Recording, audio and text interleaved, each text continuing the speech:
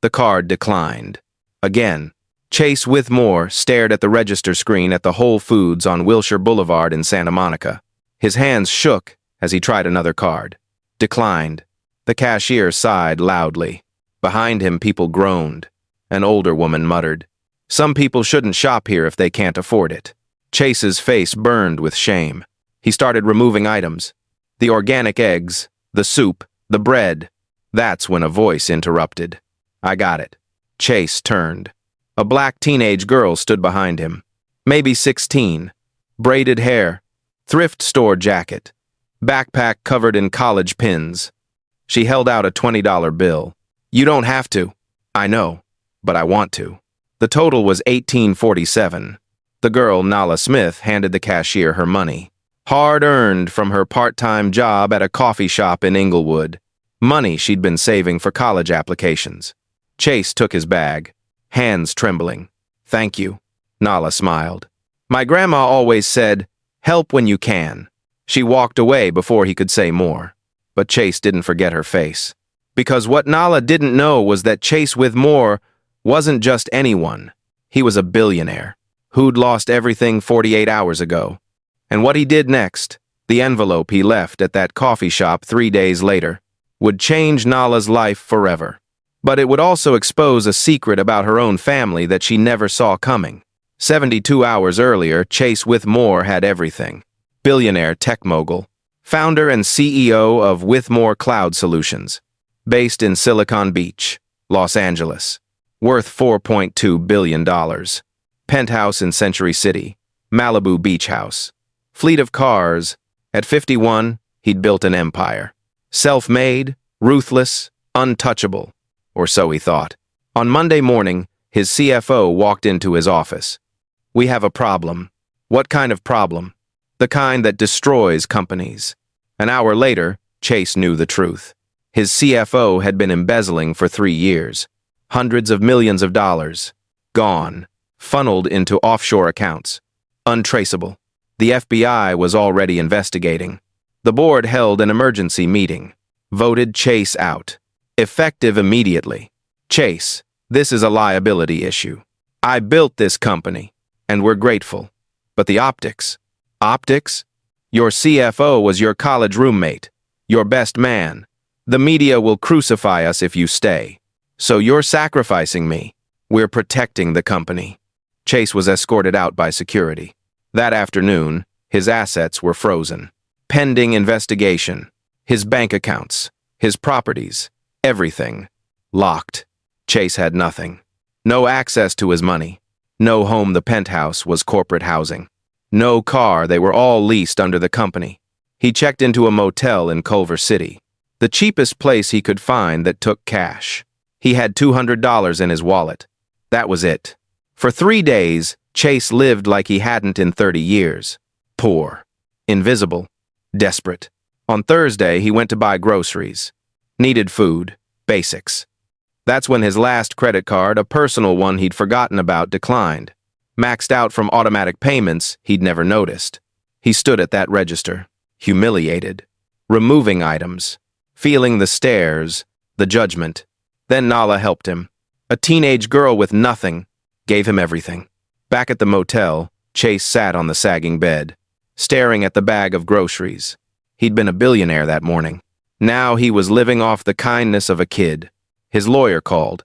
"Chase, the freeze is going to take months to resolve, maybe years. I need money now. I'm working on it. But without access to your accounts, what am I supposed to do?" "Do you have anyone who can help?" Chase thought. His ex-wife? She'd remarried, wouldn't take his call. His kids? Estranged, hadn't spoken to him in 5 years. Friends? Everyone he knew was connected to the company. No one. He had no one. That night, Chase did something he hadn't done since childhood. He cried. Not because he lost his money, but because he finally understood what it felt like to be powerless. And one teenage girl had shown him more compassion than anyone in his life. The next morning, Chase woke up with a plan. He couldn't access his billions, but he had connections, people who owed him favors. He made calls, called in every debt. By the afternoon, he had $50,000. wired from various sources. Not much, compared to what he'd lost. But enough. He went to the coffee shop where Nala worked, Grind and Brew on Crenshaw Boulevard in Inglewood. She was behind the counter, making lattes, smiling at customers. Chase waited until her shift ended, approached her outside. "Excuse me." Nala turned, recognized him. "Oh, grocery store guy. You okay? I need to talk to you." They sat at a bus stop bench. Chase pulled out an envelope. "What's this?" "Open it." Inside was a check for $50,000. Nala's eyes went wide. "I can't take this." "Yes, you can. This is insane. I gave you $20. And it meant more than you know." Tears filled Nala's eyes. "I don't understand." Chase told her everything. Who he was, what happened, how her kindness came at his lowest moment. Nala listened, silent. When he finished, she spoke. "You're giving me this because I was nice to you? I'm giving you this because you reminded me what matters. But, no buts. Take it. Pay for college. Build your future." Nala looked at the check, then at Chase. "Why me?" "Because you helped when you didn't have to. And because—" He paused. "What?" "You remind me of someone." "Who?" "My daughter." Nala didn't cash the check right away. She researched Chase. Found articles, photos, the scandal. He was telling the truth. She also found something else. A photo from 10 years ago. Chase with more with his family. His ex-wife, his son, and his daughter. Nala stared at the daughter's face. Something about her looked familiar. She zoomed in. The girl was about 6 in the photo. Light brown skin. Dark curly hair. Nala's chest tightened. She pulled out her phone. Opened her photos. Found one of her mother. Her late mother, Keisha Smith, who died when Nala was 8. Nala compared the images. Her mother at 16. Chase's daughter at 6. They could have been the same person. Nala's hands shook. No, it was just a coincidence. Had to be, but something gnawed at her. That night, she asked her grandmother. Grandma Ruby raised her after her mother died. Lived in View Park, South Los Angeles. "Grandma, can I ask you something about Mom?" "Of course, baby." Did she have family I don't know about?" Ruby's face changed. "Why you asking that?" "Just curious." Ruby sighed. "Your mama had a complicated past." "What does that mean?" "It means there are things she never talked about. Things I promised not to tell." "Grandma." "Leave it alone, Nala." "But," I said leave it. Nala didn't push, but she couldn't let it go. The next day, she went to Chase's motel. Knocked on his door. He answered. Surprised. "Nala? We need to talk." Inside, Nala showed him the photo. "Is this your daughter?" Chase's face crumpled. "Yes, that's Maya." "Where is she now?" He looked away. "I don't know." "What do you mean?" "After the divorce, my ex-wife got full custody. Turned the kids against me. I haven't seen Maya in 5 years. Do you have any other photos?" "Why?" "Just, please." Chase pulled out his phone. Showed her more recent pictures. From Maya's social media. She was 16 now. Looked exactly like Nala's mother. Nala's voice shook. "What's her full name?" "Maya Elizabeth Withmore." "What was her middle name before?" "What?" "Before Elizabeth." "Did she have another middle name?" Chase thought. "When she was born, her birth certificate said Maya Keisha, after my ex's best friend. But we changed it." Nala's world tilted. "My mother's name was Keisha." "I know. You told me. Keisha Smith. Born in Compton. Died 8 years ago." Chase went still. "Wait. Do you know who my father is?" Nala's voice was barely a whisper. Chase stared at her. Really stared. Saw the resemblance. To Maya. To someone else. "Oh my God." "What?" "I knew your mother. If you've ever discovered your entire life was built on a truth no one thought you could handle, you know what Nala felt in that moment. Some of you are watching because you've been there, standing at the edge of a secret that changes everything. The ones still here understand that some truths don't destroy us. They set us free." Chase sat down heavily. "I met Keisha 25 years ago. I was 26, just started my company." Nala's heart pounded. "She worked at a diner in Inglewood. I used to go there. We became friends. Just friends? At first, then more. Her grandmother's voice echoed in her head. Your mama had a complicated past. What happened? Chase's voice was heavy. She got pregnant. Nala stopped breathing. We were young, scared. I wanted to do the right thing. But my investors found out, said it would ruin me. A black girlfriend, a baby out of wedlock. So, you left her. I gave her money, told her I'd support the baby, but I couldn't be with her publicly. Chase's tears fell. She told me she'd handle it. I assumed that meant I thought she didn't keep the baby. But she did. Chase looked at Nala. When's your birthday? August 15th. Chase pulled up his phone. Scrolled to a calendar from 16 years ago. Showed Nala an entry. August 15. Keisha's due date. Nala's legs gave out. She sat on the bed. You're my father. Chase's voice broke. I think I am. They sat in silence. Two strangers. Now family. Finally, Nala spoke. Did you love her? Yes, more than anyone. But I was a coward. I chose money over her. Why didn't she tell me? Maybe she wanted to protect you. From me. From the pain. Or maybe she was ashamed. She wasn't. Your mother was the strongest person I ever knew. How would you know?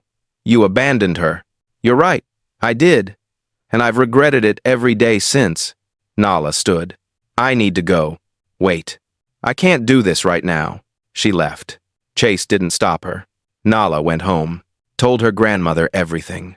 Ruby cried. I'm so sorry, baby. You knew? I suspected. But your mama never confirmed it. Why didn't you tell me? Because it wasn't my truth to tell. Nala felt betrayed. Angry. Lost. But also curious. She had a father. A sister. A family she never knew existed. That night, she looked up Maya with more on Instagram. Found her profile. Public. Hundreds of photos. Maya lived in Calabasas with her mother. Went to an expensive private school. Had everything. Nala didn't. Nala sent her a message. Hi. I know this is going to sound crazy, but I think we're sisters. She hit send. Waited. 3 hours later, Maya responded. Who is this? Nala told her everything. Maya didn't believe her at first. Then Nala sent photos. Of her mother. Of herself. Maya went silent. Finally responded. We need to talk. In person. They met at a Starbucks in Culver City. Neutral ground. Maya walked in. Looked exactly like the photos. But also like Nala. Same eyes. Same nose. Different worlds. They sat. Awkward. Finally, Maya spoke. I showed my mom your messages. She confirmed it. That Chase is my father? That he had a relationship with your mother? And that the timing lines up? Did she know about me? No. She thought your mom didn't go through with the pregnancy. Nala's anger flared. Well, she did. And she raised me alone. I'm sorry. It's not your fault. They sat in silence. Then Maya said something. I don't have a relationship with our dad either. Why? Because he chose work over us. Always. My mom got tired of it. The divorce was brutal. Do you miss him? Sometimes. But he was never really there. Nala thought about Chase. The broken man in the motel. He's different now. How do you know? Because I've seen him at his lowest. And he's not the man you remember. Maya looked skeptical. People don't change. Maybe. But maybe they do when they lose everything. Nala convinced Maya to visit Chase. Together. They showed up at his motel room. Chase opened the door. Saw both of them. His face crumbled. Maya. Dad. They stared at each other. 5 years of silence. Then Maya spoke. Nala told me everything. I'm sorry. For which part? Abandoning her mom or abandoning us? Both. Maya's voice broke. Why weren't we enough? You were. You are. I was just too stupid to see it. Nala watched them. Two broken people, trying to find each other. Chase looked at both his daughters. I know I don't deserve forgiveness. From either of you. But I want to try. If you'll let me. Maya hesitated, then nodded. Okay, but you have to prove it. I will. Nala added. And you can't just throw money at it. I know. We need you, not your wallet. Understood. It wasn't perfect, but it was a start. 6 months later, Chase's assets were unfrozen. The FBI cleared him. His CFO was arrested. Chase got his money back, but he didn't go back to his old life.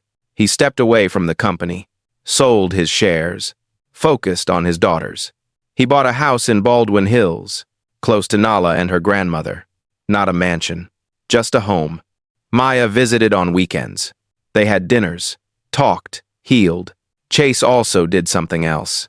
He started a foundation, the Keisha Smith Foundation, supporting single mothers, funding college for kids from low-income families. In honor of the woman he failed. At the launch event in Inglewood, Nala spoke. My mother raised me alone, worked 3 jobs, never complained. She didn't have help. But other mothers will, because of this. The crowd applauded. Chase stood beside her, proud. Maya was there too, supporting her sister. After, they took a photo together. Chase, Nala, and Maya. A family. Not by blood alone, but by choice. Later, Nala asked Chase something. Do you think Mom would be proud? Of you? Absolutely. Of us. Chase looked at both his daughters. Yes, I think she'd be proud we finally found each other. Maya smiled. Better late than never. Chase pulled them both close. I'm sorry it took losing everything to figure out what mattered. Nala's voice was soft. At least you figured it out. And years later, when Nala graduated from Stanford full-ride pre-med, Chase and Maya were in the front row, cheering louder than anyone. Ruby sat beside them. 4 generations of love, built on loss, strengthened by forgiveness. At the reception, Nala gave a speech. She talked about her mother, about poverty, about a grocery store encounter that changed everything, and about how family isn't just who raises you, it's who shows up. She looked at Chase. My father wasn't there when I was born, but he's here now. And that matters. Chase wiped his eyes. After, Maya hugged Nala. I'm glad I have a sister. Me too. They stood together. 2 girls from different worlds, bound by a father who finally learned what love means. And above them all, Keisha's spirit smiled. Because her daughter, her beautiful, brilliant daughter, had everything she'd ever dreamed of, and more. The end. A declined credit card, $20 from a teenager, and a family reunited after 16 years of silence.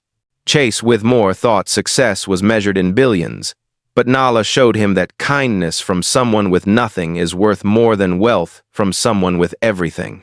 Some of you watching this know what it's like to give when you have nothing to spare. Others know what it's like to realize too late that money can't buy back time. And some of you are the children caught in the middle wondering if reconciliation is even possible. If this story touched something real in you, don't let it end here. Subscribe. Share it with someone who needs to hear that it's never too late to choose the right thing. Because viral stories don't happen by accident. They happen when people like you believe a message deserves to be heard. What would you have done in Nala's place? Would you have forgiven him? Let me know. I read every single comment. Until next time, choose kindness over pride. Choose presence over presence. And never underestimate the power of showing up, even when you're late. Bye.